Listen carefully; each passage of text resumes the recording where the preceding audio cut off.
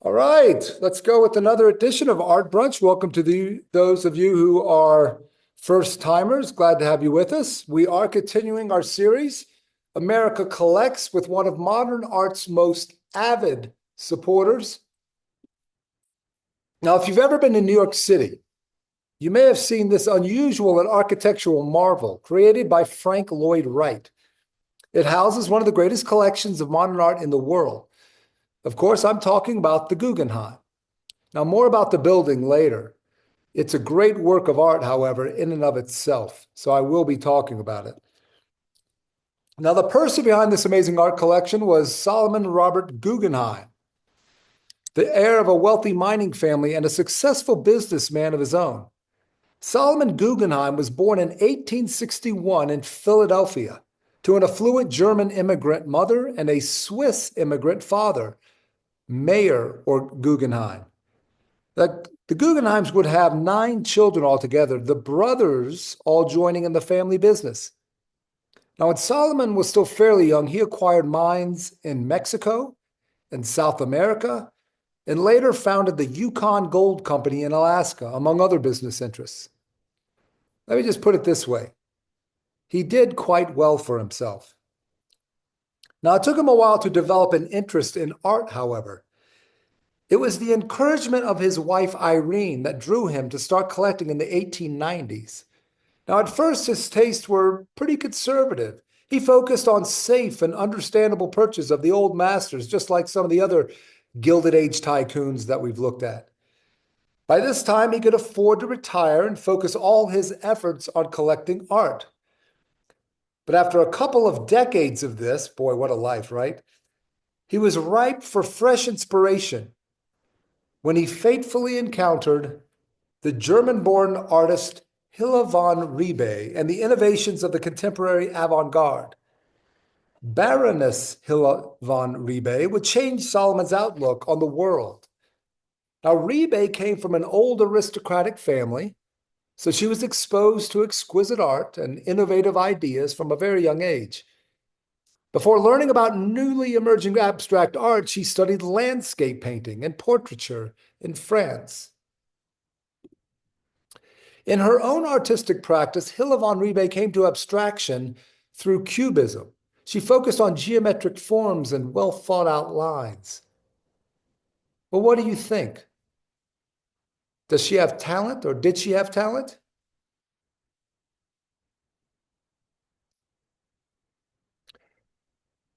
She was relatively successful in Europe when she abruptly moved to the United States in 1927. One reason for leaving was her desire to put an end to an abusive relationship with a fellow abstract artist, but another reason was her intention of spreading the gospel about non-objective art. Spreading the gospel about non-objective art. So Rebay packed her paintings and left, settling in Manhattan.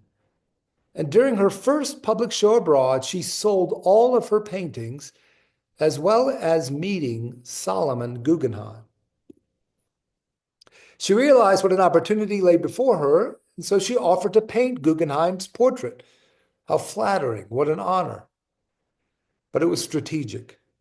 When he came to her studio for his portrait, he saw her collection of non-objective art, which she had brought with her from Europe.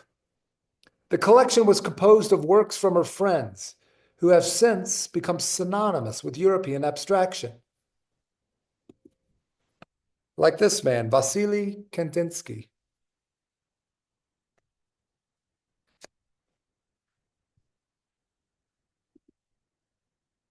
And Jean Arp.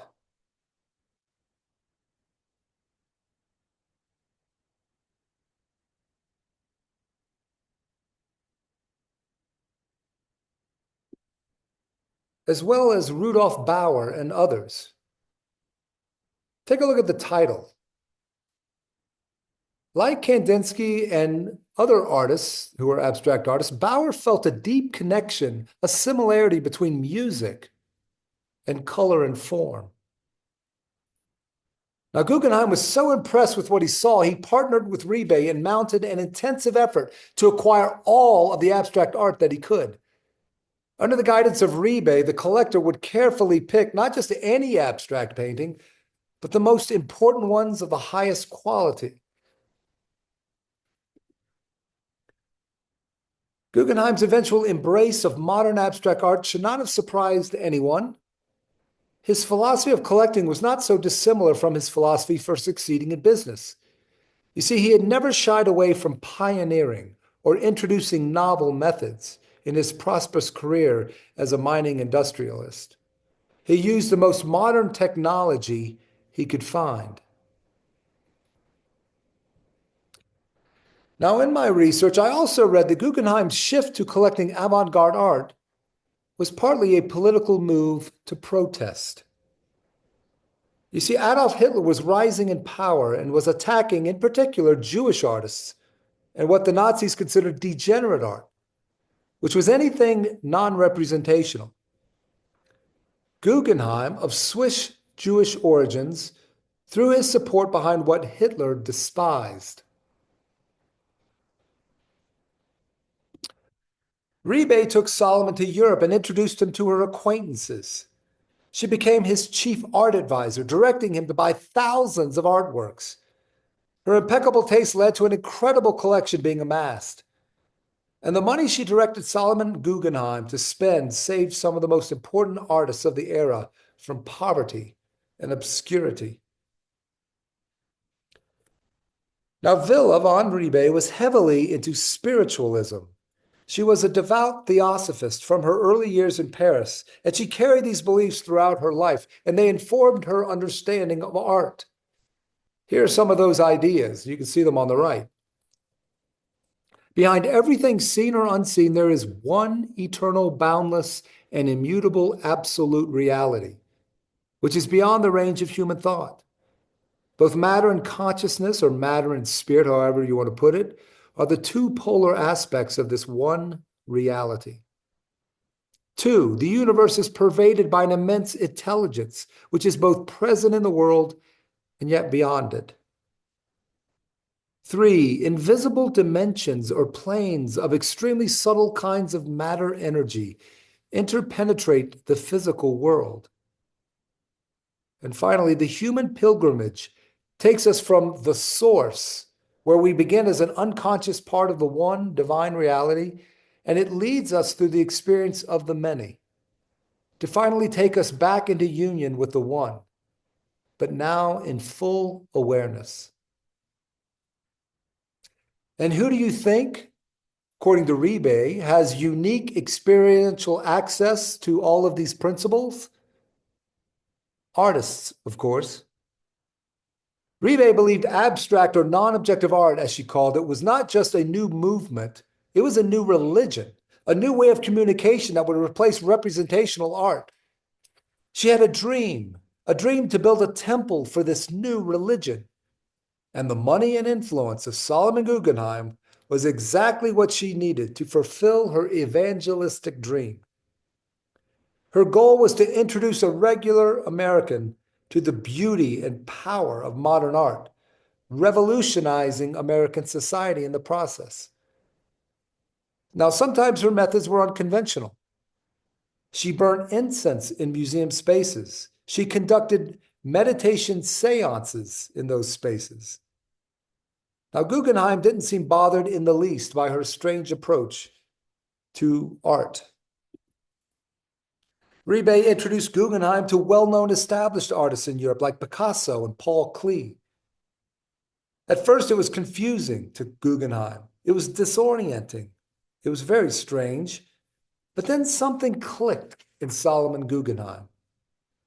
The art had penetrated his soul.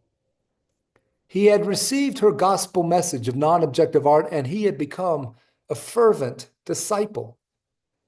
Guggenheim said, "Everybody was telling me that this modern stuff was the bunk." He's pretty hip, don't you think? Hip on the urban slang, at least. So as I've always been interested in things that people told me were the bunk, I decided that therefore there must be beauty in modern art. I got to feel those pictures so deeply that I wanted them to live with me. Now, in 1930, the Guggenheims traveled with Rebay to Europe to see, to study, and to collect art. One of several such trips they would make. And in Dessau, Germany, they met Kandinsky while he was teaching at the Bauhaus. And Guggenheim purchased then Composition 8, the first of over 150 Kandinsky works the Guggenheim Foundation now possesses.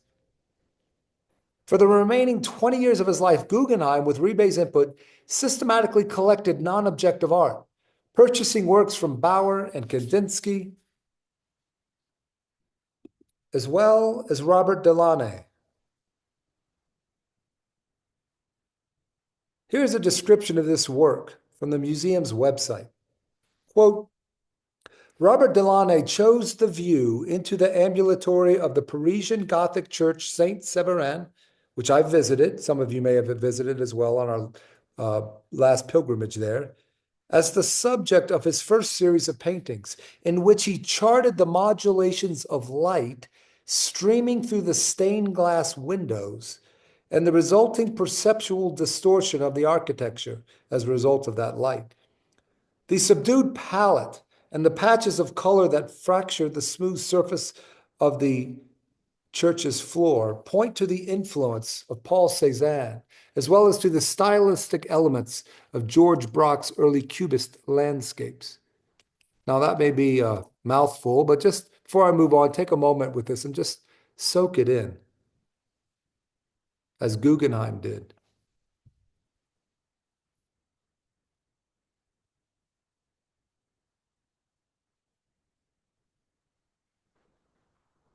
Now, Guggenheim quickly expanded his collection with works by Marc Chagall. All Chagall's work, as some of you know, show a nostalgia for either his Russian homeland and Jewish upbringing, or for Paris, where he matured as an artist and lived most of his life.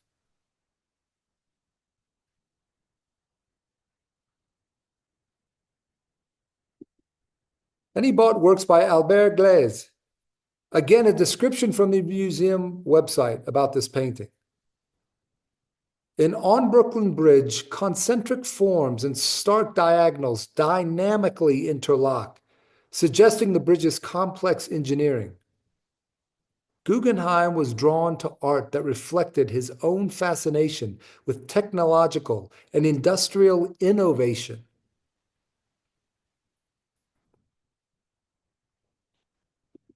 And he was drawn to works by Fernand Léger, who had his own idiosyncratic Cubist style early on in his career. In the smokers, the curving, overlapping planes create a highly evocative, rhythmically patterned surface.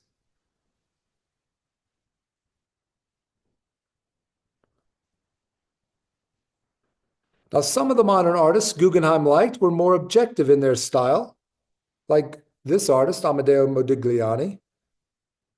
Modigliani, like Picasso, was fascinated with primitive masks and sculpture, and he used these styles to transform his lover into a kind of fertility goddess. Now, Guggenheim did have a romantic side to him, and that brings me to the rumors. There were suspicions of a romantic connection between Rebay and Guggenheim. Now, I will say most historians believe it was a strong professional union built on respect and excitement about their common goal. But Miss Guggenheim, on the other hand, was suspicious.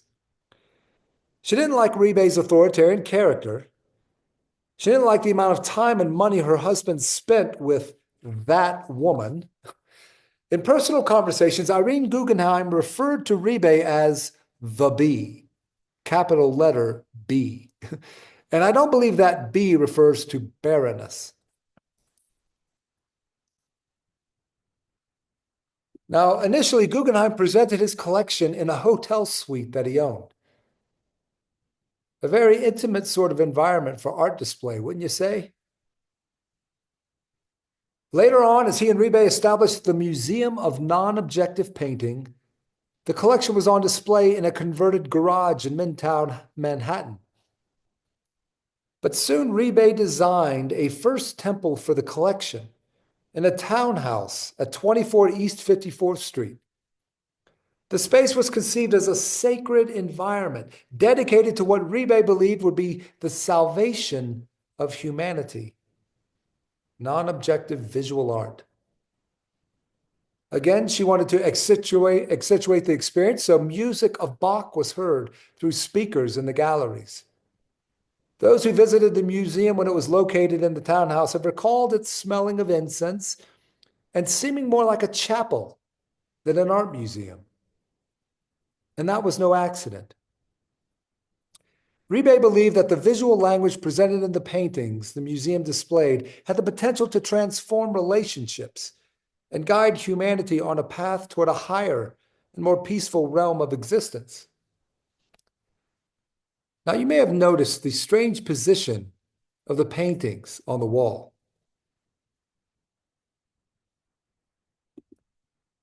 According to Rebay's curatorial concept, the paintings were hung lower than normal. Visitors were not supposed to walk around, but sit on plush benches. Such an angle, in Rebay's view, could bring the audiences into personal, intimate contact with art and create an emotional bond with previously unfamiliar genres and styles.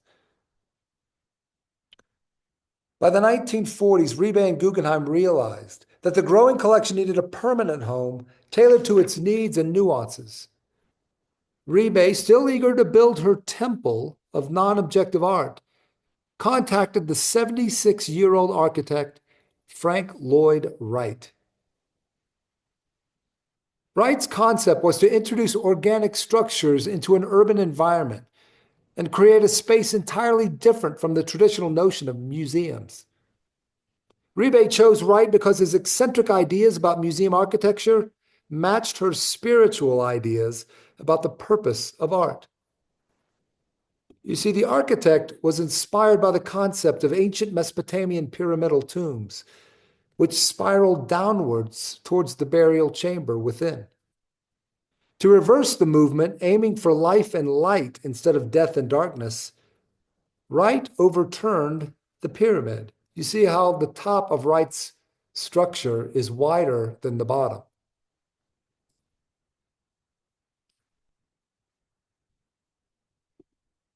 So here's what it actually looks like today. The building, as all new art forms, was reviled by many when completed, but soon celebrated thereafter. Now remember, Wright is designing this museum during the 1950s. The 1950s. The prevailing mode of contemporary architecture was one of corporate conformity. The restrained ideal that produced early successes in New York's Lever House on the left and Seagram Building on the right. That was what was in vogue. They're nice buildings, but certainly not very adventurous artistically, would you say?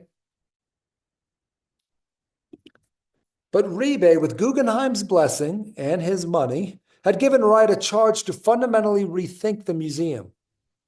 Instead of a visitor starting from below, the journey begins from above, with the visitor wandering down the spiral ramp, encountering an unspooled film reel of paintings and sculpture, a viewing experience unified in time and space.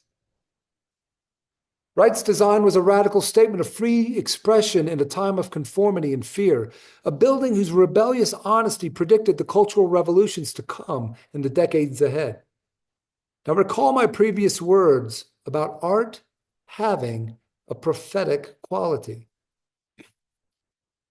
Of course, the new provocative museum had its critics. John Kennedy, the New York Times art critic at the time, claimed the aim of the new museum was to, quote, annihilate painting as an expressive art, unquote. Lewis Mumford deemed the building, quote, sublime on its own, but ridiculous as a museum of art, unquote. The new is always rejected initially. Now, unlike her art partner Solomon Guggenheim, Hilla Rebay is largely unknown today. That is likely thanks to her many enemies, In her lifetime, Rebay was hated by several of the wealthiest, most powerful members of the New York social elite. And her foes made a concerted effort to denigrate her. And when they got the chance, they worked to hide any trace of her influence. They were successful because for several decades, Rebay was reduced to a footnote in the art historical record. But today, the truth about Hilla Rebay is slowly being revealed. Now, why was she so hated by America's elite? Well, the usual reasons, I'm afraid. She was an extremely independent, confident woman, strong-willed, aggressive, opinionated, and very passionate. Now, her enemies were mostly members of the family of Solomon R. Guggenheim, and chief among them were Irene Guggenheim and Peggy Guggenheim. The rival Rebay was also most similar to, actually, and I think that had something to do with their clash, so similar in temperament. Irene despised Hilla Rebay because of the rumors that circulated that she was more than just a friend and business partner to her husband, Solomon. Though in reality, I don't think there's any evidence that the two were anything more than mutual lovers of art, but I think they would have kept that sort of thing quiet anyway. And jealousy may also have been at the heart of Peggy and Hilla's dislike of one another. Peggy had recently opened a commercial art gallery in New York selling the same type of art that Rebay promoted in her museum. You see, just 3 years before Peggy's Art of the Century gallery opened, Rebay and Solomon Guggenheim had opened up their own modern art exhibition space, the Museum of Non-Objective Painting. And Rebay had worked hard to create a safe space for the spiritual in art. And she wanted the Guggenheim name to only be associated with her utopian ideals that museum represented. Their tenuous relationship is embodied by an irate letter that Hilla wrote Peggy regarding the opening of her Art of the Century gallery in 1942. She chastised Peggy for associating the Guggenheim name with commercialism in art. Now, while I'm on the subject, let me recount what I mentioned in the last art brunch. Marcel Duchamp had sent Peggy Guggenheim to meet Kandinsky. When she visited, Kandinsky spent much of the time talking about another artist, Rudolf Bauer. As Kandinsky saw it, Bauer had supplanted him in the eyes of her uncle Solomon, and he begged Peggy to try to convince her uncle to stop patronizing Bauer so much and start buying his paintings again. And of course, as you know, when Peggy reached out to Hilla Rebay, Rebay, who was Bauer's on and off again lover, rebuked Guggenheim and said the foundation would never buy a painting from her gallery. Now that sounds very petty, but seeing it in the larger context of both women's contributions as well as their personalities, I think we can understand the clash of egos. And I hope it doesn't diminish our view of their contributions to art. Now, Solomon Guggenheim passed away in 1949 and Rebay in 1967. And by the way, I should mention this. After Solomon Guggenheim passed away, Rebay was fired from her position at the foundation. But after 1967, when Rebay passed away, this led to a reconciliation between those in charge of the Guggenheim and Peggy Guggenheim. In 1969, the Solomon R. Guggenheim Museum invited Peggy Guggenheim to show her collection in New York in their space. And the success of that exhibition and years of courtship by members of the foundation persuaded Peggy to donate her palace and works of art to the Guggenheim Foundation, with the stipulation that the collection remain in Venice, Italy. Peggy donated her palazzo to the foundation in 1970. She donated her collection in 1976, and the foundation assumed management and full responsibility for both after Peggy's death in 1979. Now, Hilla Rebay's dream of a building that is a spiral temple of art received new meaning and manifestation in 2018. That year, a now legendary show of the forgotten abstract artist Hilma af Klint shook the art world. You're seeing her work on the art, on the walls there right now.